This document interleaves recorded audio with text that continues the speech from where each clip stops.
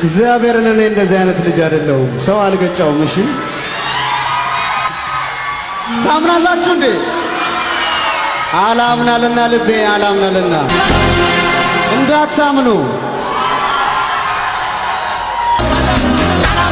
አላምናልና ልቤ አላምናላቸው ፍቱኝ አላቸው።